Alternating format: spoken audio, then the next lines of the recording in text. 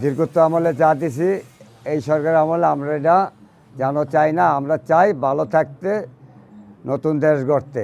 আমি পরিশ্রম করছি বিদায় আজকে পর্যন্ত ঠেকছি, আর আল্লাহ পাক আমার খুব ভালো রাখছে। আমি মোহাম্মদ সেলিম।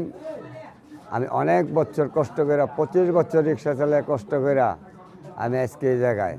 আমি আজকে অনেক রিক্সার মালিক। আমার আন্ডারে প্রায় 40 জন রিক্সা চালক আছে, আল্লাহর রহমত।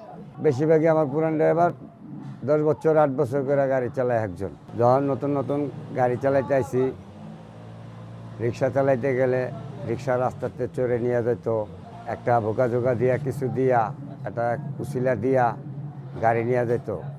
সেই গাড়ি দালালের মারফতে আমরা গাড়ি আনতাম 3000 3500 ওসকমকে 3000 3500 টাকা দিয়া গাড়ি আইনা আবার কদিন পরে পুলিশে ধরতো, গাড়ি অবৈধ কইতো, নাম্বার নাই, হ্যান নাই, বকর চক্কর, আনাইলে টেহা দাও, মানে এরকম। রাস্তায় গাড়ি চালাইতে গেলে অনেক অত্যাচার হইতো। দলের লিডাররা থাকতো, এরা হুমকিতে টাকা নিত, চাঁদা নিত, আয়া নিত, মাসে মাসে নিত।